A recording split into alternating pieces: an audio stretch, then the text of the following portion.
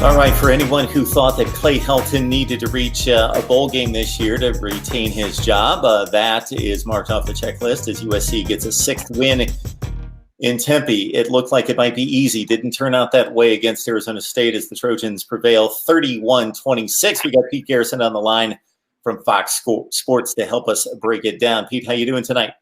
We're doing well. It was a little crazy one. Classic USC fashion. They get ahead. Just like last week, they got ahead against Oregon, a much superior team than the Trojans. And then they let their opponent back in via penalties, via turnovers, mistakes. And you just can never tell with this team. So they keep it interesting, but you're right. They get that bowl game eligibility now after they pick up their sixth win. They're 6-4, and they could quite easily go 8-4, regardless of who the head coach is the next 2 weeks. But I think this win does buy Clay Helton another week at the helm. And honestly, if they had lost today and lost after having a 21-point advantage, I think we might have had a Lane Kiffin situation where he was fired on the tarmac. Except the new AD, Mike Bone, was back in Cincinnati today, I was told, because he was saying goodbye to all his coworkers and friends and family back in Cincinnati. Of course, he was the AD for the Cincinnati University athletic department. And now he's transitioning to USC, so he wasn't even at the game. So maybe Clay Helton would have survived to the end of the year. My hunch is that Helton's staying regardless of what happens, unless they get embarrassed by UCLA in the last week or something. But yeah, today was a crazy one. Let's break it down. Exactly. MarkRogersTV, the voice of college football, talking USC football with Pete Garrison. We do so on a regular basis. USC survives Arizona State 31-26 to move on to 6-4. So it looked like it might be an easy ride, but until Christian Rector made an outstanding play along the defensive front. Rector coming back into the lineup just last week, secures the interception with about 25 seconds left to play with Arizona State on the move. USC finally wraps it up, but it started out just with a sterling offensive performance by the narrative that we come back to a number of times, the USC passing game making the big plays and the receivers just being outstanding when they need to produce points. Yeah, it's called an air raid offense for a reason, and so far it's Keaton Slovis is loving the system. And how could you not when you have Amon-Ra St. Brown, Michael Pittman Jr., and Tyler Vaughns, who actually Vaughns was pretty quiet all day, but Pittman and St. Brown went off. Pittman had 146 yards. Brown had 173 yards, including a 95-yard touchdown on a 3rd and 5 in USC's own end zone. Slovis threw the ball. So that first quarter, Mark, it was funny because the broadcaster for the game on ESPN said it was like the USC was like the 27 Yankees in that first quarter. Slovis was 11 of 11 to start the game, and in the first quarter he threw for 4 touchdowns and 297 yards. I mean, that's a fantastic game. He did that in a quarter. I thought USC was going to blow him out. But in classic USC fashion, they penalize themselves. The defense doesn't hold strong for 4 quarters, and the offense somehow went quiet. Slovis did get hurt. He missed a couple series. Matt Fink came in, played respectably well, led them on a field goal drive. But you're right, that first quarter, I mean, they have this freshman running back, Keenan Christian, who is filled in because USC is now on their 5th string running back. And he didn't run exceptionally well out of the backfield. USC doesn't run it a lot, of course, with the air raid offense. But when he got his screen passes in space, he actually broke a couple defenders. And the key play was when Jack Jones, a former Trojan who transferred to Arizona State, tried to snap the ball out of Keenan Christian's grasp, missed, and then let him go for a 58-yard touchdown. So it was as good as you could hope in that first quarter. And then it just went all downhill from there. 97 yards of penalties for the Trojans today. Key ones too, roughing the passer. False starts on punts and field goals. I just don't know how you can have guys in the wrong spots and illegal motions on special teams. So the USC special teams continues to shoot themselves in the foot, and thankfully there's enough offensive firepower to bail them out. Yeah, like we've talked about a number of times, and certainly I'm not as close to it as you are, but watch most of the games, and it's just an intriguing team because I think the top-end talent on the team is just exactly that. It's top-end elite national talent, but the depth and the deficiencies are obvious. And so you have this kind of game where let's chuck it up and let's let our playmakers make the plays. And Keaton Slovis, to his credit, has been pretty remarkable in being pushed into action this abruptly and being able to respond. It would be one thing if he had been prepped throughout the spring and summer for this type of assignment, but he wasn't. and he's responded extremely well despite him having to battle through his own injuries to stay in the field. But 432 yards, as you mentioned, 297 in the first quarter is just crazy. Video game. USC hangs on, and the receiver stats caught my eye as this being one of the rare USC games that I didn't really focus on. I had it on, caught the final few drives, really focused in on that as Arizona State, talking about young quarterbacks. Of course, Jaden Daniels has been their stud, but they were able to reel in Joey Yellen, who was one of the top recruits in the country as well. He was pressed into action for the first time, and he responded with a nice game. He looked really good. I didn't even know he was going to suit up until yesterday, and neither did the Trojans. So USC actually prepared for a dual threat quarterback in Jaden Daniels, the talented freshman who led this Arizona State team to a 5-1 start on the year. And I think USC's defense might have been caught off guard a little bit by a true pocket passer like Joey Yellen, because they were preparing for the dual threat guy that can run like Jaden Daniels. So yeah, Joey Yellen, first career start, never thrown a college pass. And so I thought going into this, USC was going to blow him out of the water, and it looks just like that in the first quarter. But of course, we mentioned too many times USC did their thing. But Joey Yellen, got to give him credit. First career start in Arizona, threw for 292 yards, 4 touchdowns, a couple interceptions, 140 quarterback rating though. And there was a cool moment right in the fourth quarter where they were down 5. They got the ball back with 3 minutes, and Herm Edwards, who I think is one of the best coaches in college football, obviously one of the best in the Pac-12, just smiled at him and kind of, you couldn't read word for word, read his lips, but he pretty much was like, hey man, this is your first career start and you have a chance to go upset USC and go for a 2-minute drive down the field. And he almost did it if it wasn't for a great play, as you mentioned, by the senior defensive end, Kristen Rector, who tipped the ball to himself and then dove for the interception. So the future's bright in Arizona, man, because they got Jaden Daniels as a freshman. They got Joey Yellen as a freshman, 2 different guys. And now after that performance, you almost have to think, does Arizona State want to use both of them? I know Jaden Daniels is their guy, and he was the higher recruit, and he's got a ton of talent. He just needs to put on some more muscle, which he will, and he'll be a huge threat, a very dangerous quarterback. But as you mentioned, Joey Yellen was highly recruited, and he's definitely got some talent. So you got to hand it to Arizona State for not quitting. Herm Edwards, great coach, rallied the guys at halftime. Their defense looked better in the second half. They just didn't have enough in the end, and as you mentioned, USC's got all this talent, and they don't perform and execute as well as you'd hope, but sometimes the talent outweighs the other team's talent. It's funny, Pete, because I caught the same exact sequence of Herm Edwards on the sideline with Joey Yellen late in the game, right before that final drive, and it was just cool to soak up in regards to thinking, okay, these guys take this extremely seriously. This is big-time Pac-12 football. They want to win this game desperately, but Herm Edwards being the mentor, being the coach, understanding the big picture. This kid may not pull it out. We know where we were in the first quarter, giving up 28 points and down by 3 touchdowns. We're just happy to be here. Why not give this kid just a boost of confidence? Let him know, hey, this is fun. Go out there and have fun. See if you can pull it out. Exactly. And let's go after it. Exactly. It's just a game. And there's another moment, actually, just talk about the humanity aspect of sports, where when on Arizona, when they scored one of their touchdowns late in the third quarter, they got an unsportsmanlike penalty because their receiver went up and high-fived 4 fans. And I know the refs are told to call the penalties the way the rule book says. You can celebrate with your teammates all you want and on your bench as long as it's within the rules and sportsmanlike. But the fact that you can't high-five 4 parents or 4 fans or 4 donors of the program at Arizona State on an 85-degree day and in November, I just don't see that. But that's besides the point. That's just little things that you pick up watching a full game.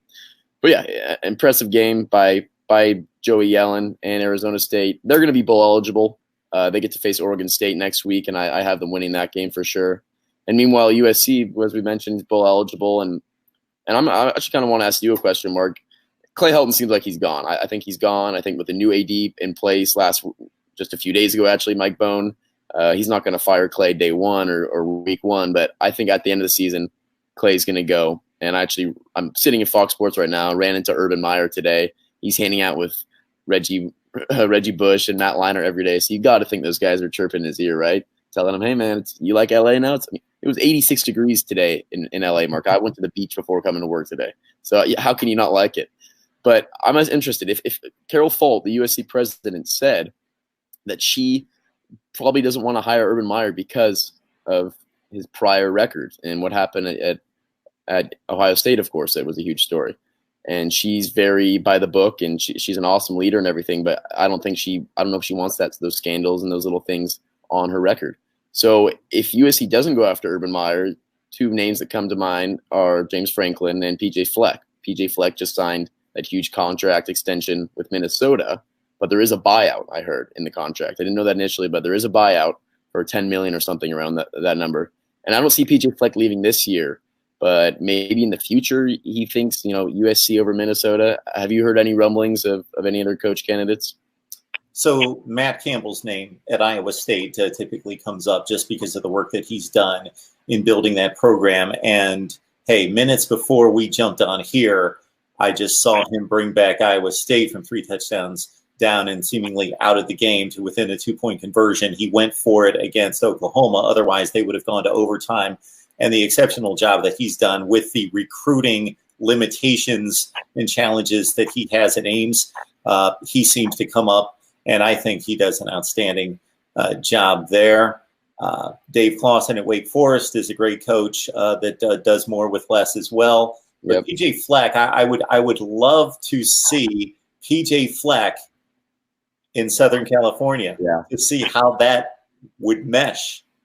That could be tremendous because PJ Fleck, he either rubs you the wrong way, but I think most people he sells himself and he wins them over. And, they were talking about it during the broadcast today in which they upset Penn State in that the broadcasters doing the Game Time Black legend, Sean McDonough, said that that was the first time that they had met PJ Fleck, and they were won over, and he's won over the players. And obviously, the job that he's done there is just crazy good. It's funny you say that, Mark, because as you mentioned, Sean McDonough, all the broadcasters obviously have a meeting with the coaches and players before, and that's when you really get to know guys. And I've never seen PJ Fleck in person, but I saw a little snippet of his post-game press conference today, and the message he gave to his undefeated Minnesota Gophers after beating a very good Penn State team. I don't remember word for word what he said, but just the way he delivered it and the way he captured the players' attentions in the room, they were all just sitting there like they were, in church or something, like they weren't going to interrupt him. They're totally bought in. And I think Clay Helton has the Trojans bought in. I think the players love playing for him, but I don't think they feel very disciplined. I don't think they're worried if they make a mistake that they're going to lose playing time or have to do anything extra. I think they're very comfortable with him, and he's almost like a friend to them more than a mentor or a coach. And I don't know PJ Fleck really well or his story, but based on that press conference and his body of work, he's a very respectable man. And you mentioned that'd be an awesome option, but I don't see him going just because of that extension. You don't really sign an extension just to leave shortly after. And Urban Meyer's loving working at Fox and loving doing these Saturday big noon Fox shows. And if so, good for him. Probably a lot less stress than winning by 5 in Arizona with your second and third string quarterbacks out there. But I'd love to see him at USC. And I think right now USC has one of the worst recruiting classes in the Pac-12. And they've never been out of like the top 5 in the Pac-12 for years. And now they're way out of that. They're the bottom end, which is just, it goes to show you that I think recruits aren't trusting of this USC program and don't know if Clay Helton's going to be there in the future. So how can you recruit when your coaching staff could be shooken up? So I think if Urban comes, just his name would automatically draw recruits, just like Cliff Kingsbury did when he was announced as the offensive coordinator. So absolutely. We see where the coaches have a different vibe, a different attitude for the most part. The Dabo Swinney model being the new wave of coach. But Urban Meyer, Nick Saban seem to be the two names that can stick to the old way of doing things, being more of an authoritarian to a certain extent, old school coach, but just the name brand and the proven track record. Kids know, okay, we're going to compete for. I'm going to be on the biggest stages playing for this guy, and there's no question about that because it's just proven over and over and over and over. Yeah, well. As for USC, I think they should have won by a larger margin. They were favored by 4 points. That was the spread, and I thought they would blow that out of the water. And, of course, they just barely covered at 5. But because their defense was finally back at full strength for the first time in almost a month, it seems, Talanoa Hufanga was back and flying around. Drake Jackson, who's been gone a couple weeks, didn't make his presence extremely felt today like he normally does. So maybe he's not 100%, but he was still on the other end with Christian Rector and Drake Jackson's at presence, regardless if he's 100% or not. And then Michael Pittman was actually injured, but he still went off for 146 yards. So it was pretty much a fully healthy Trojan squad. And they should have done better. And it's like execution, and many fans and media members will point to Clay Helton and the coaching staff, and the special teams was just atrocious today.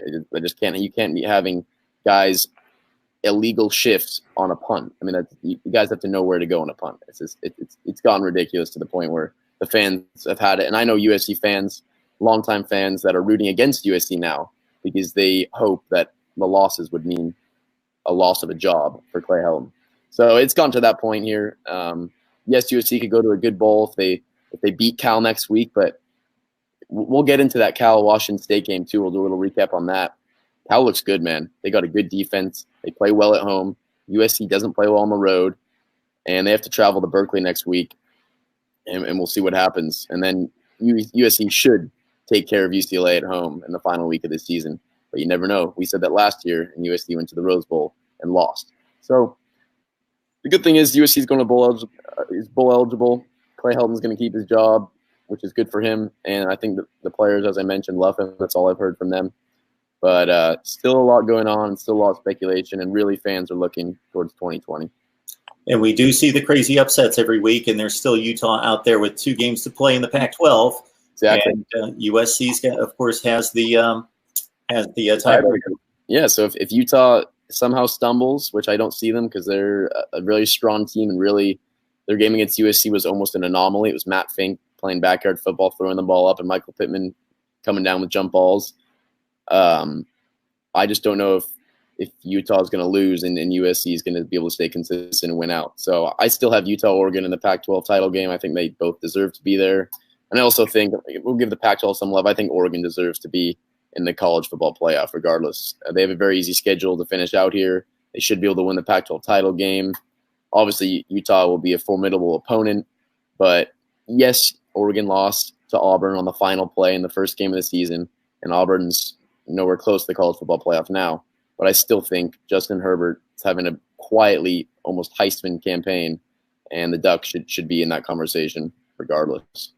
Yeah, unless something changes my mind with Oklahoma. Let's say Oklahoma wins the Big 12 as expected, and it's not Baylor running the table and being undefeated. That would take it out of Oregon's hands. Yeah. But if there's a decision to be made there, unless something changes my mind between now and then, I think Oregon's a better football team right now than Oklahoma, and they would get the nod for me.